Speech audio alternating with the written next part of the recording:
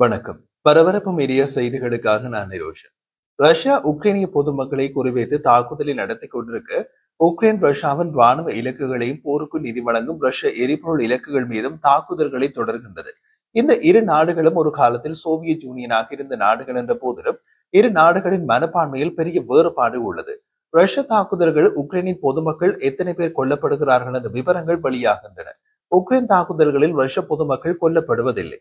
இந்த இரு நாடுகளும் ஒரு காலத்தில் சோவியத் யூனியனாக இருந்த நாடுகள் என்ற போதிலும் இரு நாடுகளின் மனப்பான்மையில் பெரிய வேறுபாடு ஆச்சரியத்தை ஏற்படுத்துகிறது.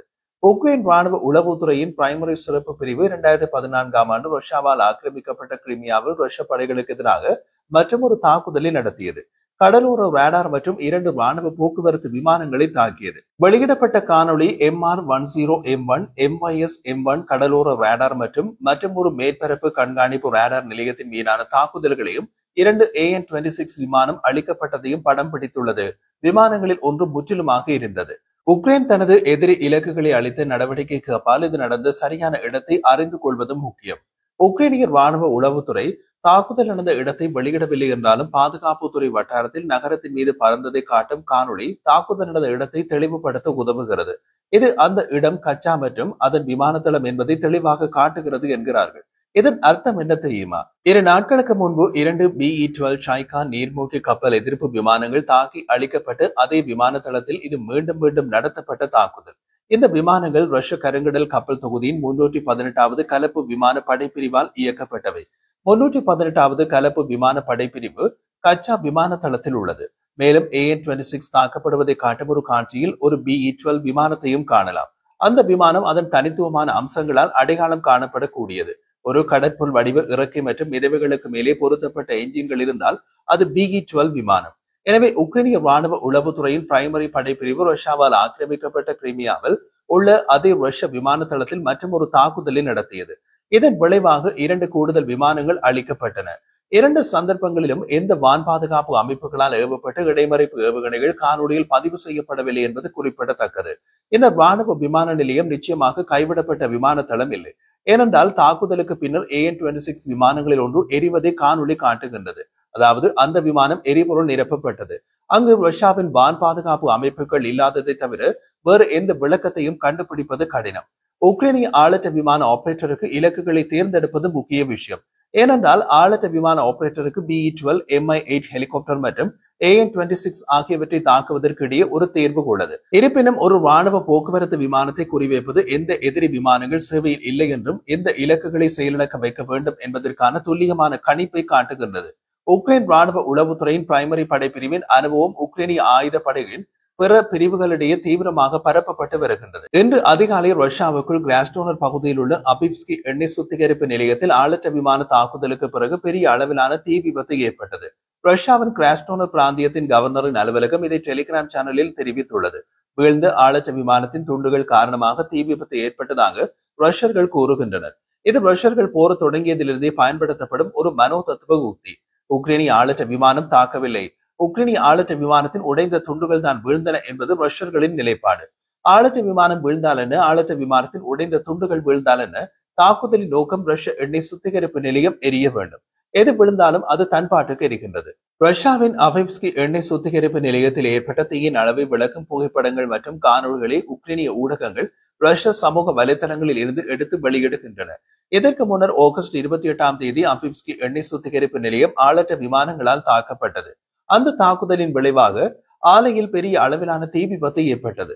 உக்ரைனிய வெளியீடான NV நியூ வாய்ஸ் ரஷ்ய எண்ணெய் சுத்திகரிப்பு நிலையங்கள் மற்றும் ரஷ்யாவில் உள்ள எண்ணெய் கிடங்குகளில் உக்ரைனிய பாதுகாப்பு படைகள் நடத்திய தாக்குதல்களின் வரைபடத்தை வெளியிட்டுள்ளது. இது ரஷ்ய எண்ணெய் உள்கட்டமைப்புக்கு ஏற்பட்ட சேதத்தின் அளவை காட்டுகின்றது.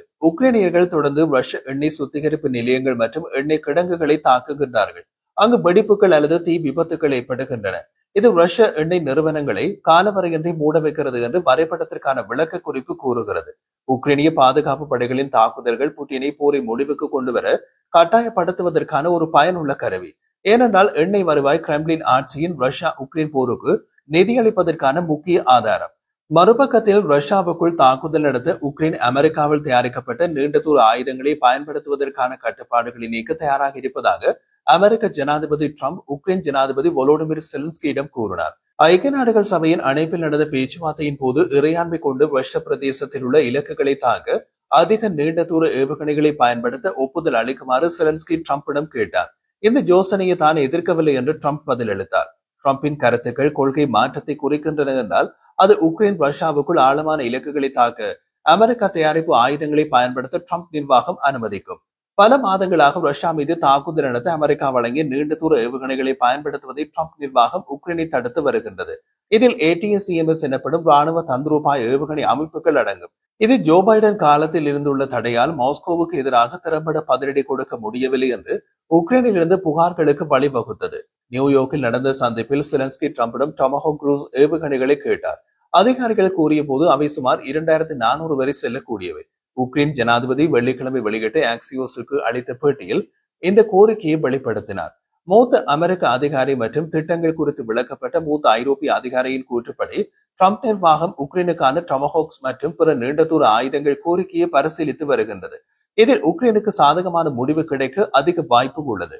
உக்ரைன் அதிகாரிகள் அடுத்த வாரம் அமெரிக்க பாதுகாப்பு செயலாளர் பீட் ஹெக்ஸத்துடன் பேச்சுவார்த்தை நடத்த வாஷிங்டனுக்கு பயணம் செய்கிறார்கள் என்று அமெரிக்க மூத்த அதிகாரி மற்றும் மூத்த ஐரோப்பிய அதிகாரி தெரிவித்துள்ளார்.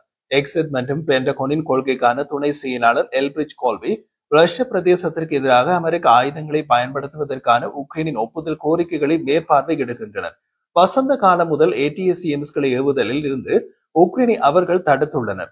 மிகவும் துல்லியமான டொமஹாக் ஏவுகணைகளை வழங்குவதற்கான முடிவு அமெரிக்க உதவியில் ஒரு பெரிய அதிகரிப்பாக இருக்கும். அதே நேரத்தில் அது உக்ரைனுக்கு தொழில்நுட்ப சவால்களை ஏற்படுத்தக்கூடும். மற்றொரு வழி உக்ரைனின் மீதமுள்ள சிறிய ATACMS கையிருப்புகளை அல்லது அமெரிக்க ஆயுத கிடங்கிலிருந்து வேறு ஏவுகணைகளை அதிகரிப்பதாகும். செலன்ஸ்கியுடனான சந்திப்புக்கு பின்னர் உக்ரைனுக்கு ராணுவ ஆதரவில் சாத்தியமான மாற்றத்தை டிரம்ப் அடையாளம் காட்டினார். ஒரு சமூக ஊடக பதிவில் அவர் உக்ரைனை புகழ்ந்து ரஷ்யாவை உக்ரைனில் ஒரு இலக்கற்ற போரை நடத்தும் ஒரு காகித புலி என்று கண்டித்தார். இது ஒரு குறிப்பிடத்தக்க திருப்பம். ஐரோப்பாவின் நேட்டோ உறுப்பினர்களுக்கு தொடர்ந்து ஆயுதங்களை வழங்குவதாக டிரம்ப் உறுதியளித்தார். ஐரோப்பிய நாடுகள் அவற்றை உக்ரைனுக்கு அனுப்புகின்றன. நேட்டோ அவர்கள் விரும்பியதை செய்ய நேட்டோவுக்கு நாங்கள் தொடர்ந்து ஆயுதங்களை வழங்குவோம் என்று டிரம்ப் கூறினார். ரஷ்யாவுக்குள் தாக்குவதற்கு உக்ரைன் தமது சொந்த தயாரிப்பு ஆளத்தை விமானங்கள் மற்றும் உள்நாட்டில் தயாரிக்கப்பட்ட ஆயுதங்களை தொடர்ந்து பயன்படுத்துகின்றது.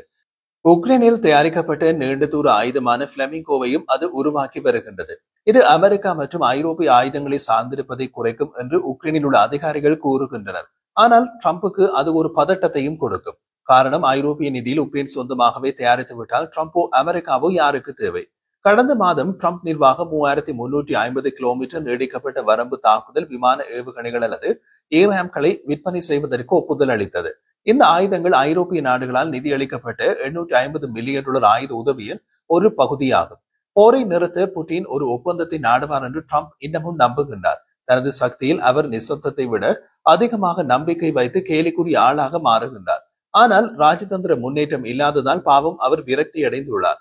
அதனால் இப்போது புட்டினுக்கு ராணுவ ரீதியாக அழுத்தம் கொடுக்க தொடங்கியுள்ளார். ஐநாவில் ஐரோப்பிய நாடுகளுக்கு வழங்கப்படும் அமெரிக்க ஆயுதங்களை உக்ரைன் ரஷ்யாவிடமிருந்து அதன் அனைத்து பகுதிகளையும் மீட்டெடுக்க பயன்படுத்தலாம் என்று டிரம்ப் சமூக ஊடகங்களில் பதிவிட்டார். புட்டினை பேச்சுவார்த்தை மேசைக்கு தள்ளுவதே இந்த செய்தியின் நோக்கம் என்று அமெரிக்க அதிகாரிகள் தெரிவித்தனர். மொத்தத்தில் டிரம்பின் 4 ஆண்டுகால ஆட்சியின் முதலாவது ஆண்டு முடிவதற்குள்ளேயே அவரது தாட்பூட் அதிகாரம் மங்க தொடங்கி உள்ளது. வாயை திறந்தாலே அவர் சொல்லும் பொய்கள் அமெரிக்க ஊடகங்களாலும் விமர்சிக்கப்படுகின்றன. அவரது இயல்பு குணமான மற்றவர்களை இழிவுபடுத்துதல் உலக நாடுகளை அமெரிக்காவிலிருந்து விலகி நிற்க வைத்துள்ளது. அதற்கு நல்ல உதாரணம் இப்போது நியூயார்க் நகரில் நடக்கும் ஐநா பொதுக்குழு கூட்டத்தில் கலந்து கொள்ள இந்திய பிரதமர் மோடியோ சீன ஜனாதிபதி ஷி ஜின்பிங்கோ போகவில்லை. இருவரும் டிரம்பை தவிர்க்கின்றார்கள். ஆனால் தாம் சந்தித்துக் கொள்கிறார்கள். இது நடக்காமல் தான் இதற்கு முன் 30 ஆண்டுகளாக இருந்த அமெரிக்க ஜனாதிபதிகள் முயன்று ஒரு நெருக்கத்தை ஏற்படுத்தினார்கள். அதை குதறி குலைத்து விட்டார் டிரம்ப். பிப்ரவரி 2022 ஆண்டு அதன் முழுமையான படையெடுப்பில் இருந்து ரஷ்யா பெரிய பிராந்திய ஆதாயங்களை பெற தவறிய பின்னர் போரில் வெற்றி பெறுகிறது என்பதில் டிரம்ப் மேலும் சந்தேகம் கொண்டுள்ளார். செலன்ஸ்கியும் ஐரோப்பிய தலைவர்களும் அவருக்கு கூடுதல் ஆதரவை வழங்குமாறு வலியுறுத்தியுள்ளனர் என்று அதிகாரிகள் தெரிவித்தனர். நியூயார்க்கில் டிரம்பை சந்தித்த பின்னர் ஒரு செய்தியாளர் சந்திப்பில் செலன்ஸ்கி இந்த போரை முடிவுக்கு கொண்டுவர டிரம்பின் தீர்க்கமான தன்மையை பாராட்டினார். மேலும் அமெரிக்க ஜனாதிபதியை ஒரு கேம் சேஞ்சர் என்று அழைத்தார். மூத்த ஐரோப்பிய அதிகாரிகள் டிரம்பின் சொல்லாட்சி மாற்றத்தை வரவேற்றுள்ளனர். மேலும் புட்டின் ஒருபோதும் அமைதியை பற்றி தீவிரமாக இல்லை என்றும் போர்க்களமாக ஜனாதிபதியுடனான அவரது கையாளுதல்களில் நேரத்தை மட்டுமே செலவிடுகிறார் என்றும் டிரம்புக்கு அவர்கள் முன்பு எச்சரித்ததை இது நியாயப்படுத்தியதாக கூறினார்கள். ஜனாதிபதியின் வார்த்தைகள் முக்கியத்துவம் வாய்ந்தவை. மேலும் இது அனைத்து ஐரோப்பியர்களாலும் மிகவும் சாதகமாக பெறப்பட்டது என்று ஐரோப்பிய ஒன்றிய வெளியுறவு கொள்கை தலைவர் காஜா கல்லாஸ் ஒரு நேர்காணலில் கூறினார். ரஷ்யாவின் முக்கிய வர்த்தக பங்காளியான இந்தியா மீது ட்ரம்ப் நிர்வாகம் கடுமையான வரிகளை விதித்துள்ளது. ஆனால் ஆகஸ்ட் மாதம் அலாஸ்காவில் நடந்த ஒரு சமாதான ஒப்பந்தத்திற்கு புட்டினை ஒப்புக்கொள்ள வைக்க ட்ரம்ப் நடத்திய முயற்சிகளை தொடர்ந்து ரஷ்யா மீது இன்னமும் புதிய தடைகளை விதிக்கவில்லை.